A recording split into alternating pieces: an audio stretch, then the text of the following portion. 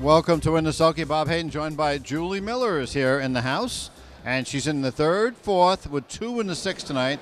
Busy night coming up, Julie, huh? Yeah, I'm pretty excited. And we're gonna let's turn right now to the third race. Let's look at a couple of the horses here before we get to the feature. In the third race, we have a horse called Vita Bella B, number 3 here, who's a maiden filly. Tell us about her. Well, you know what? This race came up pretty tough, Holly, with the Burke entry. And Mark Carter's filly was really good last week.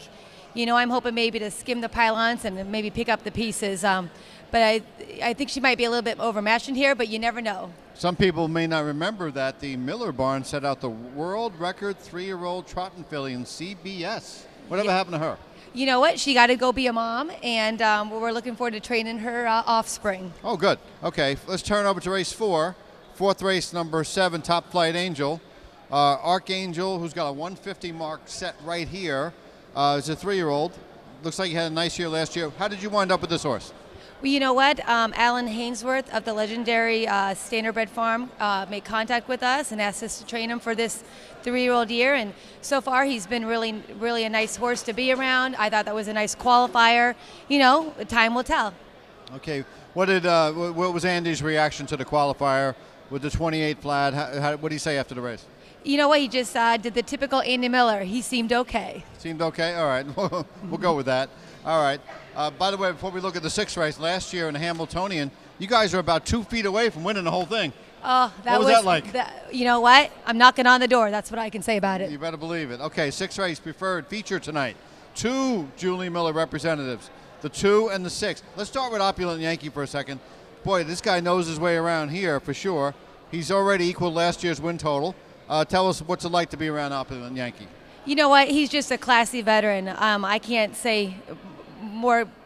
There's great things about the horse. He tries every week. He gives you a fair chance, and he's great mannerism. Great to be around in the barn. Just a nice horse. Is he the horse that can make it to the Cutler, make it to the Cashman, those kind of races? You know what? I think that would be a bit overmatched for him. But, you know, racing here at the Meadowlands is where we like to race him. And when he's classified, he's really a dominant force. Okay, let's look at number 2, T-Rex.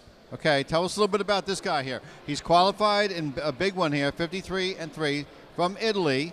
He had a quarantine situation. Give us some update on him.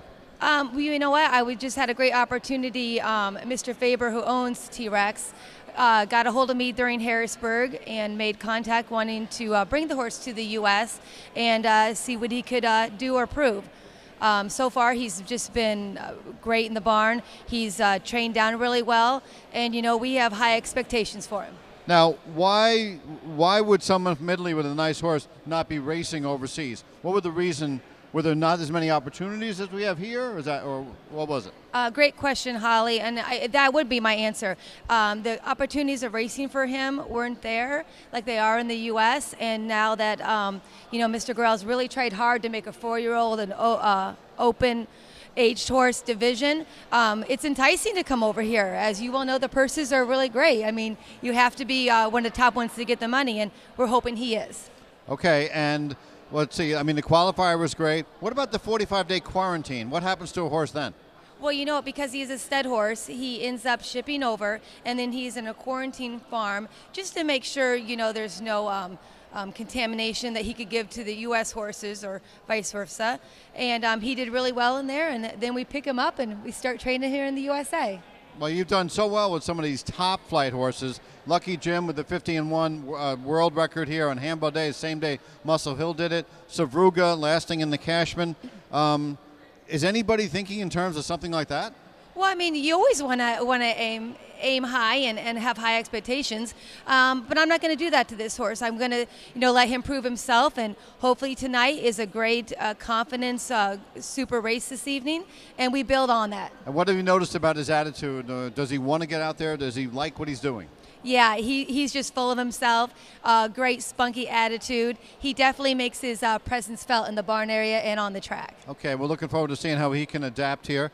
We also want to talk to you about the Harness Horse Youth Foundation, HHYF, of which you are a board member. This year, the camps start in mid-June. They go through Hambo Day and then beyond. What's your association? How do you like the HHYF program? We know the Harness Worth Youth Foundation program is just vital to our industry. It really helps the youth get out there and be hands-on with the horses. They caretake them. They actually get to drive them in a race with a competent catch driver.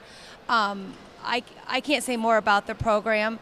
And if anybody wants information on it, we do have a website. You can go online and look it up. And it's just a real benefit to these kids to see how the standardbreds are taken care of daily and race. And some of the horses, there's a new horse or two this year, right, to the program? Yes. The coordinator manager, Alan Taylor, has introduced 2 new horses this year, so we're excited to get them in training. But again, just a great experience for young people to understand harness racing. And it's not just the race we have here on Hambo Day earlier in the day. Gateway has a nice race too. That's a fun race with a lot of participation. Yeah, and that's actually where I do our trainer horses at Gateway. So I have the best of both worlds. I get to help out with the camp every day, and it really makes you remember why you love racing, to see these kids happy. Any chance your son and daughter will be following in the footsteps of Andy and Julie Miller? Oh, I'll let them decide their career path. How about the TJ? Is he working around the barn or anything like that? Well, he's at Rider University right now, so he'll be there in the summer. But college first. All right, we'll let him ride on that. All right. Anyway, Julie, thanks so much for stopping by. Good luck tonight. You got 4 in. Tell Andy we said good luck. We're very anxious to watch T-Rex in the 6th race, and I'm anxious to see you this summer with the kids working with the HHYF. Thanks, Holly. I appreciate it. Okay, thanks, Julie.